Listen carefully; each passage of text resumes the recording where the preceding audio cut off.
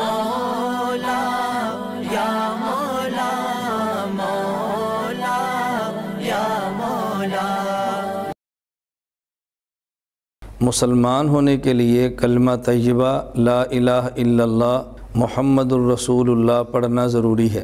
لا الہ الا اللہ یہ کلمے کا پہلا جز ہے اور محمد الرسول اللہ کلمہ کا دوسرا جز ہے۔ پہلا جز لا الہ الا اللہ کا مطلب یہ ہے کہ ہم پوری زندگی اللہ رب العزت کے حکم کے مطابق گزاریں، اور محمد الرسول اللہ کا مطلب یہ ہے کہ اللہ رب العزت کے حکم کے مطابق زندگی گزاریں، لیکن طریقہ حضور اکرم صلی اللہ علیہ وسلم کا ہو۔ اس کی وجہ یہ ہے کہ جب اللہ رب العزت نماز، روزہ، حج کسی بھی عمل کا حکم دیں تو اللہ رب العزت حکم تو دیں گے لیکن عمل کر کے دکھائیں گے نہیں۔ حضور اکرم صلی اللہ علیہ وسلم اس عمل کو کر کے دکھائیں گے۔ نماز کا حکم اللہ رب العزت نے دیا ہے اور نماز کا طریقہ حضور اکرم صلی اللہ علیہ وسلم نے دیا ہے۔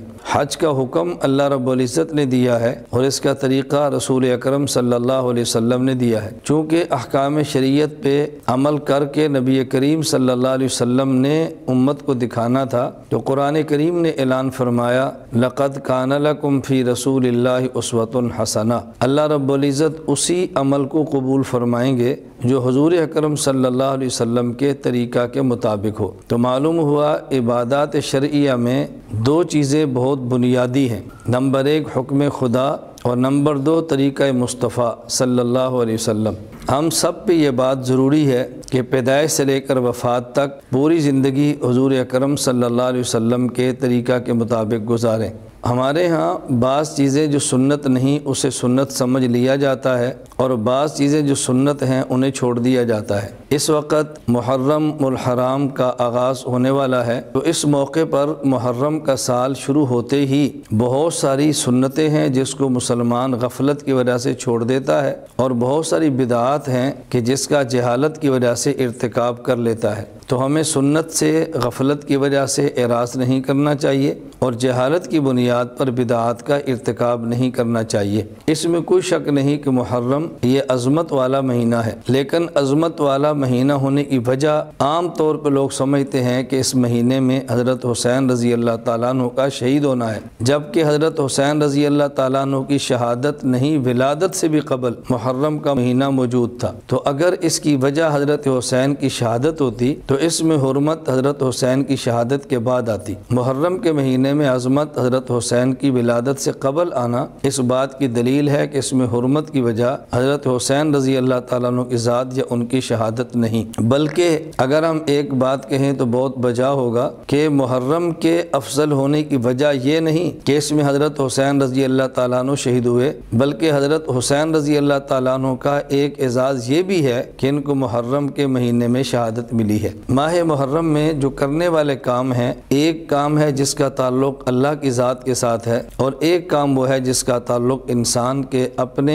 ذات اور گھر والوں کے ساتھ ہے۔ اللہ تعالیٰ کی ذات کے ساتھ تعلق یہ ہے کہ حضور اکرم صلی اللہ علیہ وسلم نے 10 محرم کو روزہ رکھنے کی فضیلت بیان فرمائی ہے، اور 10 محرم کے روزہ رکھنے کا اہتمام بھی فرمایا ہے، بلکہ 10 محرم کے روزے کے لیے یہاں تک فرمایا کہ اس کی وجہ سے اللہ رب العزت گزشتہ ایک سال کے گناہ معاف فرما دیتے ہیں، اور ایک حدیث مبارک میں یہاں تک فرمایا کہ محرم کے 10واں ایک روزہ رکھے اللہ 30 دنوں کا اجر عطا فرماتے ہیں۔ حضور اکرم صلی اللہ علیہ وسلم نے 10 محرم کا روزہ رکھا، صحابہ کرام رضی اللہ عنہ مجمعین کو ترغیب دی، اور جب حضور اکرم صلی اللہ علیہ وسلم کے علم میں یہ بات آئی کہ 10 محرم کو یہود بھی روزہ رکھتے ہیں، کہ 10 محرم کو ان کے آباء و اجداد کو فرعون سے نجات ملی تھی، تو حضور اکرم صلی اللہ علیہ وسلم فرمایا آئندہ سال اگر میں زندہ رہا تو ہم ایک دن کے روزے کا اضافہ کریں گے۔ تو محرم کا 10 دن کا روزہ رکھنا یہ جائز، اور 10 دن کے ساتھ ایک دن کا اضافہ کرنا یہ مستحب۔ 9 اور 10، 9 یا 11 کا روزہ 10 کے ساتھ ملانا یہ مستحب ہے، لیکن اگر کوئی شخص صرف 10 محرم کا روزہ رکھے گا تو جائز تب بھی ہے، اس لیے کہ حضور اکرم صلی اللہ علیہ وسلم نے خود 10 محرم کا روزہ رکھا ہے۔ دوسری چیز جس کا تعلق انسان کی ذات اور اہل و عیال کے ساتھ ہے،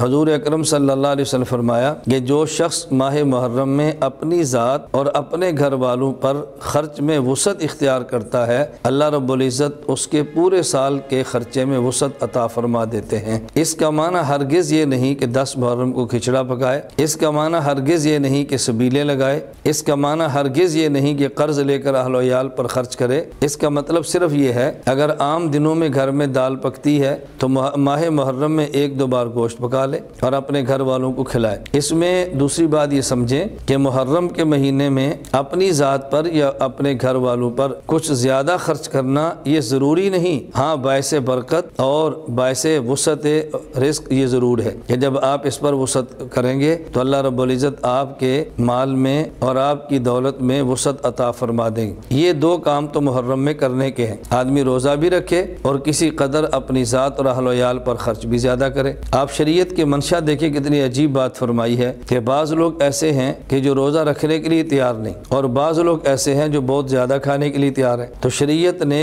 مزاج کے مطابق دونوں چیزوں کا خیال فرمایا، روزے کی بھی ترغیب دی ہے اور وسعت کے ساتھ خرچ کی بھی ترغیب دی ہے۔ اور جن چیزوں سے ہم نے بچنا ہے وہ ہے محرم الحرام کی رسومات، بدعات اور خرافات۔ تو محرم کے مہینے میں جہاں سنت کا اہتمام ضروری ہے تو بدعات سے بچنا بھی انتہائی ضروری ہے۔ ہمارے ہاں بعض کام ایسے ہیں کہ ہم اہل و سنت کو سمجھاتے ہیں کہ یہ کام کرنا ہمارے لیے جائز نہیں ہے اور لوگ سمجھتے ہیں کہ یہ تردید کی جا رہی ہے فلاں فرقے اور فلاں مسلک کی، حالانکہ ہم تو اپنے اہل و سنت والجماعت کو سمجھاتے ہیں کہ یہ کام آپ نہ کریں۔ مثلا 7 محرم کو یا 10 محرم کو تعزیہ نکالنا بالکل جائز نہیں ہے، مجالس نکال کر حضرت حسین کا ذکر کرتے ہوئے سینہ کوبی کرنا، زنجیر مارنا، خنجر زنی کرنا، اپنے چہروں کو نوچنا اور پیٹنا، اپنا خون نکالنا، یہ ہرگز جائز نہیں ہے۔ اور پیٹنا یا اپنا خون نکالنا جائز کیوں نہیں ہے؟ جس طرح اللہ رب العزت انسان کے پورے جسم کا مالک ہے، اسی طرح اللہ جسم کے ایک ایک عضو کا مالک ہے۔ تو جس طرح اپنے پورے جسم کو ہلاک کر کے خودکشی کرنا حرام ہے، اس طرح ایک جز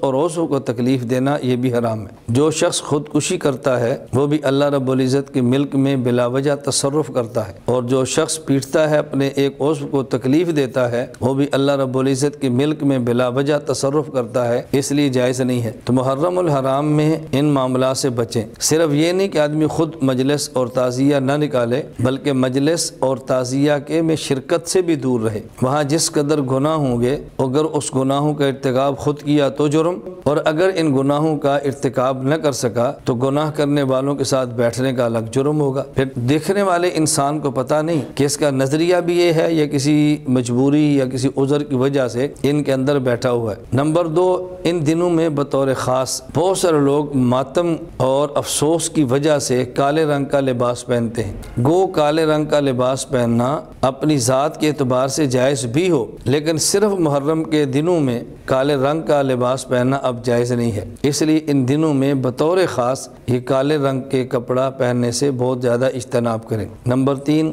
محرم کے دنوں میں بطور خاص بعض لوگ قبرستان میں جاتے ہیں، قبروں کو ٹھیک کرتے ہیں، گھاس اور درختوں کو کاٹ دیتے ہیں۔ قبرستان جانا مسلمان کے لیے جائز ہے، اور عورتوں کے لیے اگر پردے کا اہتمام ہو گنجائش ہے، لیکن عورت کو جانا نہیں چاہیے۔ قبرستان میں جا کے بعض ایسے سبز درختوں کو کاٹ دینا کہ جن کی تسبیحات سے خود میت کو فائدہ پہنچتا ہو، تو اس میں آپ نے میت کا نقصان کیا ہے درختوں کو کاٹ۔ تو بعض لوگ خود اذکار کر کے میت کو اصالہ ثواب نہیں کرتے، اور جو پودے وہاں قبر کے پاس بیٹھے ذکر کر رہے تھے ان پودوں کو بھی کاٹ دیتے ہیں۔ تو یہ باپ کے ساتھ آپ نے محبت کا اظہار نہیں کیا، یا محبت کا اظہار کیا ہے لیکن سمجھے نہیں ہے کہ اپنے والد یا اپنے بزرگوں کے ساتھ محبت کا صحیح طریقہ کیا تھا۔ اسی طرح محرم میں ایک ہمارے ہاں بہت بڑا مسئلہ یہ ہے کہ لوگ محرم میں نکاح کو جائز نہیں سمجھتے اور نکاح سے بچتے ہیں۔ بتائیں جو کام سرور عالم صلی اللہ علیہ وسلم نے خود کیا ہو وہ ناجائز کیسے ہو سکتا ہے؟ رسول اللہ صلی اللہ علیہ وسلم کے خلفائے راشدین نے کیا ہو وہ کام غلط کیسے ہو سکتا ہے؟ حضور اکرم صلی اللہ علیہ وسلم نے 11 نکاح فرمائے ہیں، ان میں سے 2 نکاح آپ نے محرم الحرام کے اندر فرمائے۔ نبی کریم صلی اللہ علیہ وسلم کی 4 بیٹیاں ہیں، حضرت زینب، حضرت رقیہ، حضرت ام کلثوم، حضرت فاطمہ الزہرا رضی اللہ تعالیٰ عنہ۔ ان میں سے 2 صاحبزادیوں کا نکاح آپ نے محرم کے اندر فرمایا ہے۔ حضرت ام کلثوم رضی اللہ تعالیٰ عنہ کے ساتھ نکاح حضرت عثمان غنی رضی اللہ تعالیٰ عنہ کا محرم کے اندر ہے، اور خود حضرت فاطمہ الزہرا رضی اللہ تعالیٰ عنہ سیدۃ نساء اہل الجنہ۔ ایک روایت کے مطابق ان کا نکاح علی رضی اللہ تعالیٰ عنہ کے ساتھ بھی محرم کے اندر ہوا ہے۔ پھر حضور اکرم صلی اللہ علیہ وسلم کے نواسے حضرت حسین رضی اللہ تعالیٰ عنہ، ان کے بھتیجے حضرت قاسم، ان کا نکاح بھی خود کربلا کے میدان میں ماہ محرم کے اندر ہوا ہے۔ تو محرم میں نکاح کرنا یہ ناجائز نہیں ہے۔